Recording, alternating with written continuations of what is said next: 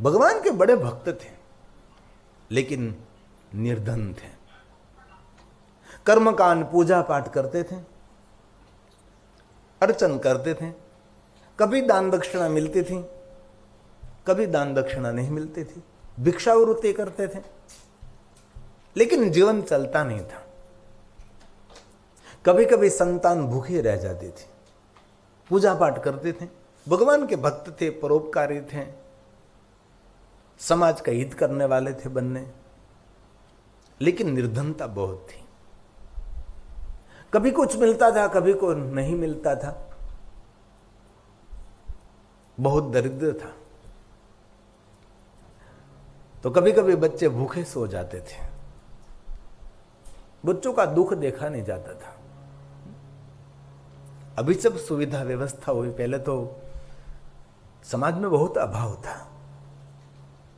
गांव में रहते हैं पूजा पाठ करने वाले, कर्मकांड करने वाले ब्राह्मण, उसके आसपास निर्धनता परिक्रमा करती रहती थी। ऐसा हमने देखा। अब थोड़ा सा व्यवस्थित सब कुछ होने लगा है। पहले तो गांव में बहुत स्थिति खराब थी। गांव के मंदिर के पुजारी की स्थिति, राम जी मंदिर के शिवालय के पुजारी की स्थिति, गांव का जो कर्मकांड पूजा पाठ करने वाला जो ब्राह्मण था उनकी स्थिति, बस उसके साथ आसपास में निर्धनता परिक्रमा ही करती रहती थी। ऐसा ही था, अभावग्रस्त उन लोगों का जीवन था।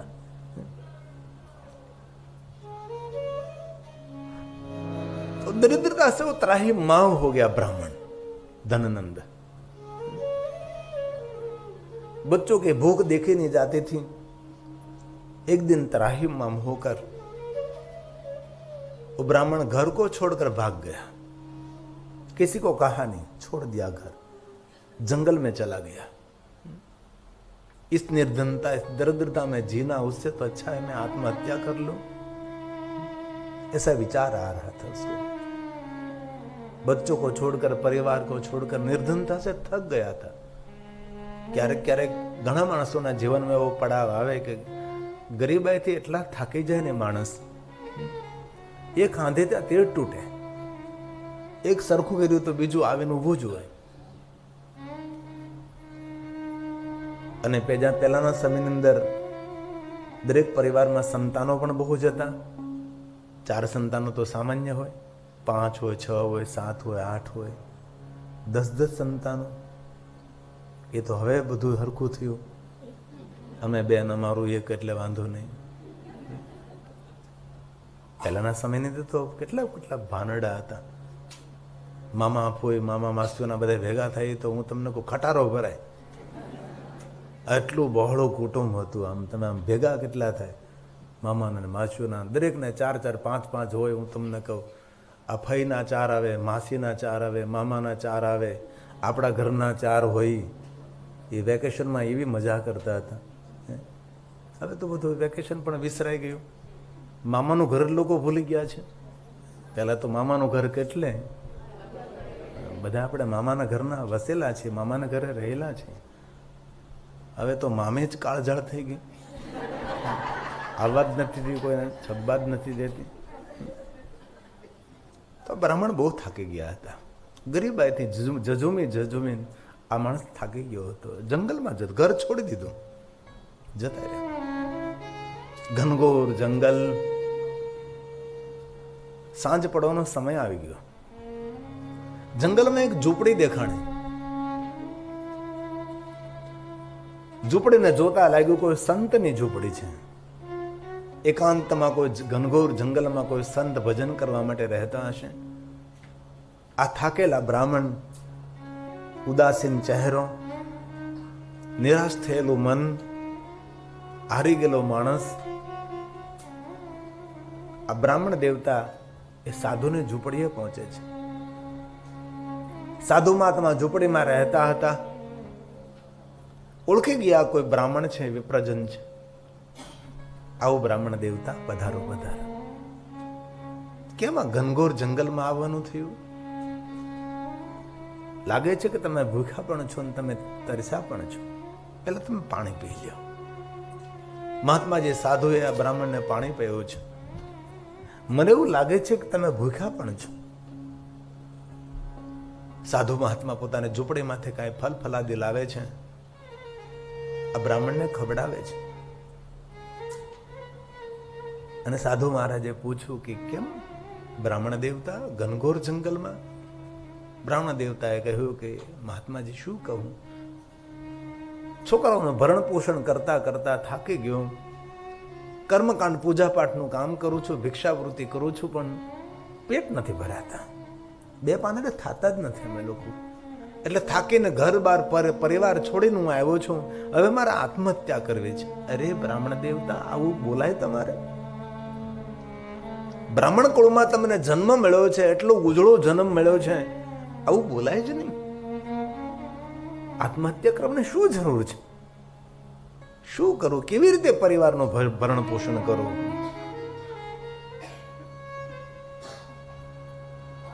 અરે બ્રાહ્મણ દેવતા, ઘરે પાછા જાઓ, અને 2 દિવસ પછી પુરુષોત્તમ માસ શરૂ થાય છે.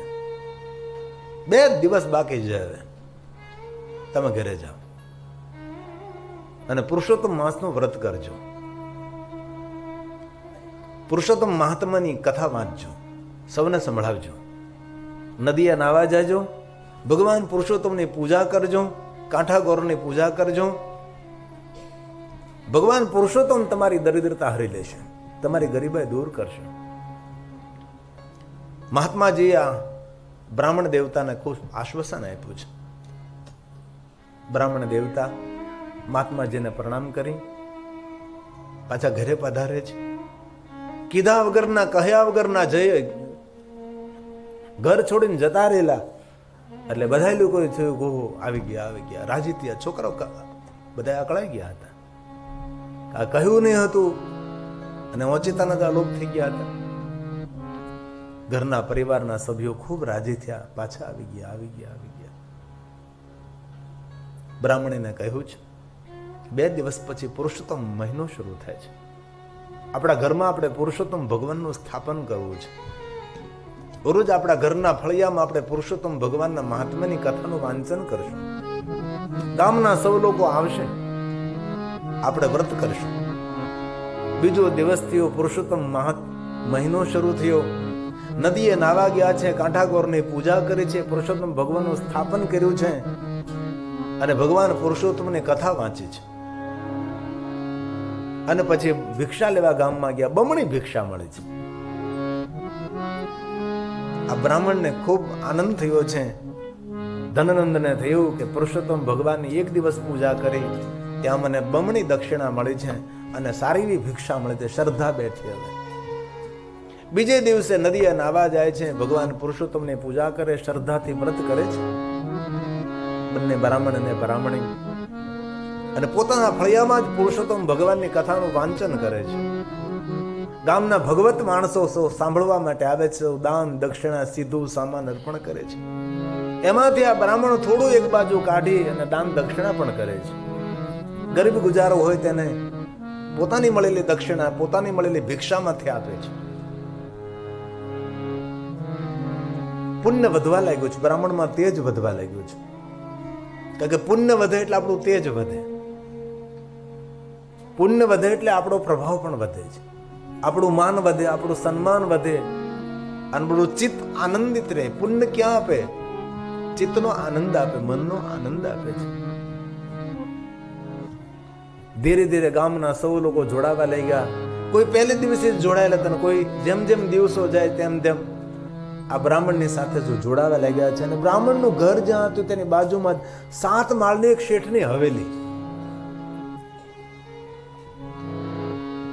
હવેલીમાં શેઠ રહે, કામવાળા કામ કરે છે. ચાહો જલાલી, સંપત્તિનો કોઈ પાર નહીં, અઢળક ધન છે. આ શેઠને 7 દીકરીઓ છે, પણ દીકરો નથી. દીકરાની રાહે દીકરીઓ જન્મતી જાય છે. પણ શેઠ એટલો કંજૂસ છે, ચમડી બળે પણ દમડી કોઈ ન લઈ જાય, એટલો લોભી, એટલો કંજૂસ. અને જીવનમાં એક વાત ખૂબ યાદ રાખવી, લોભિયા માણસનો સંગ ન કરવો. પોતે ડૂબે ને આપણને ડૂબાડે. કંજૂસ માણસો પોતે પણ નુકસાન ભોગવે ને આપણને પણ નુકસાન કરાવે. લોભિયા માણસો ખતરનાક હોય. અને બીજી એક અંગત વાત તમે કોઈને કહેતા ને હું કહી દઉં, ઘરનો કાંઈ પણ નાના મોટા પ્રસંગ હોય, લોભિયા માણસને વ્યવહાર કરવા નહીં આપવો. ઉદાર માણસ હોય તેને ઘરનો વ્યવહાર સોંપો. મારા દીકરાના લગ્ન છે, વ્યવહાર તમારે કરવાનો છે. 2 પૈસા ઘરના વાપરી નાખશે પણ તમારો પ્રસંગ, આપણો પ્રસંગ ઉજળો કરી બતાવશે. આ ઉદાર માણસનો સ્વભાવ છે. પણ કંજૂસ માણસો બચાવવાની કોશિશ કરશે અને દાળ ભાત ખરાબ કરશે. અને ભોજનની મજા દાળ ભાતમાં જ હોય. ગમે એટલું ભોજન સારું હોય પણ દાળ ભાતમાં જો રંગ ઢંગ ન હોય તો આખા ભોજન ઉપર પાણી ફરી જાય. ભોજનની મજા દાળ ભાતમાં હોય. કાંઈ તમારે ભોજનમાં કઈ લેવા દેવું, દાળ ભાત જો સારા હોય તો લોકો વખાણ કરતા કહે હા હા જમવાની ક્યાં મજા આવે. તો કે છેલ્લે તો ભાત જ હોય ને, પછી એ તો આપણે ડાય કરીએ જ, બાકી તો છેલ્લે ભાત જ આવે ને. તો શેઠને ખબર પડી કે આ ગામના બધા ક્યાં જાય છે. બાજુમાં રહેતા બ્રાહ્મણને પૂછ્યું કે આ બધું શું છે. બધું આ શેઠને કઈ ખબર નહીં, ધર્મ કર્મ વાળો માણસ જ નહીં. 1 ના 2 ને 1 ના 10 કરવા વાળો માણસ. 1 રૂપિયાનું કોઈ દાન નહીં કરેલું, કદી પૂજા નહીં, કભી અર્ચન નહીં, કભી દર્શન નહીં. ઘરમાં અઢળક સંપત્તિ છે.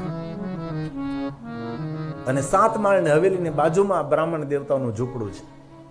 અને ઝૂંપડા અને સામે ફળિયું, તો ફળિયામાં રોજ પુરુષોત્તમ ભગવાનનું મહાત્મ્ય વાંચે. શેઠે એક દિવસ પૂછ્યું કે આ ગામના લોકો તમારી હારે ક્યાં જાય છે. બ્રાહ્મણ દેવતાએ કહ્યું કે શેઠ, પુરુષોત્તમ મહિનો ચાલે છે, થોડું પુણ્ય કરીએ તો અધિક ફળ આપનારો મહિનો છે. સાધુ સંત બ્રાહ્મણોને ખૂબ આદર આપીએ, પૂજા પાઠ કરીએ, દાન દક્ષિણા કરીએ, કોઈને ભોજન કરાવીએ, બહુ પુણ્ય મળે. શેઠ, મનોકામના પૂર્ણ થાય. પુરુષોત્તમ માસનું વ્રત કરવાથી જે આપણા મનની ઈચ્છા હોય ને એ પૂરી થાય. શેઠના મનમાં એક દીવો પ્રગટ થયો કે મનની ઈચ્છા પૂરી થાય. શેઠાણીને કહ્યું કે શેઠાણી, આપણે પુરુષોત્તમ નાગો, આપણે 7 દીકરીઓ છે, દીકરો નથી. શેઠાણી કે મને મહિના પૂરા ચાલી રહ્યા છે, જો ભગવાન પુરુષોત્તમ કૃપા કરે જો દીકરો જન્મે તો આપણા કુળમાં દીવો થાય. જેઠાણીના પૂરા મહિના, ઉતરતા મહિના ચાલી રહ્યા હતા. 9મો મહિનો ચાલી, છેલ્લા સમય ચાલતો હતો સંતાન જન્મનો.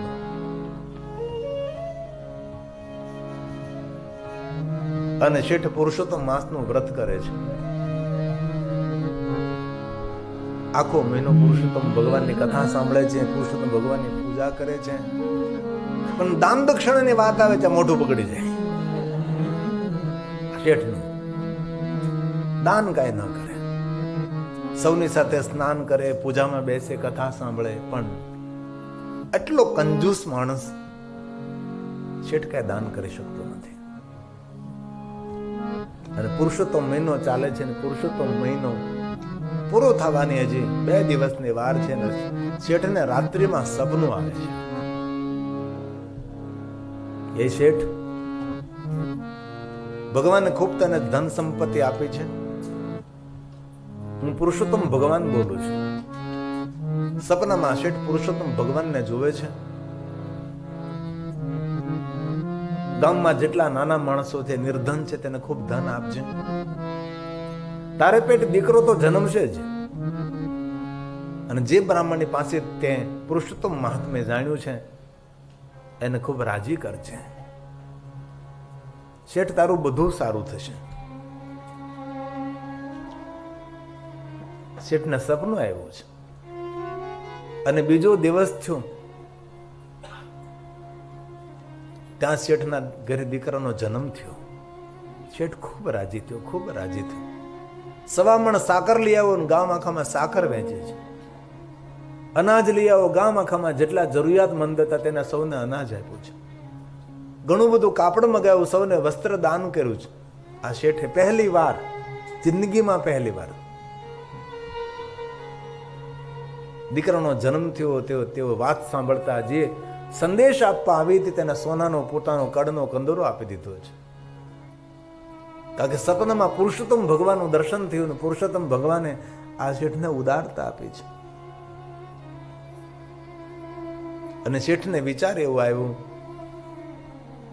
કે મારે ઘરે દીકરો જન્મ્યો છે ને હવે જે બ્રાહ્મણ પાસેથી મને પુરુષોત્તમ ભગવાનનું વ્રત કરવાની પ્રેરણા મળી છે એ બ્રાહ્મણને મારા દીકરાને ભારોભાર મારા સોના મોહરો આપે છે ને બ્રાહ્મણ દેવતાના હવેલીમાં બોલાવ્યા છે ને પોતાનો નાનકડો દીકરો જન્મ્યો હતો એનો ભારોભાર સોના મોહર આ બ્રાહ્મણ દેવતાને આપી છે અને બ્રાહ્મણની નિર્ધનતા જતી રહી.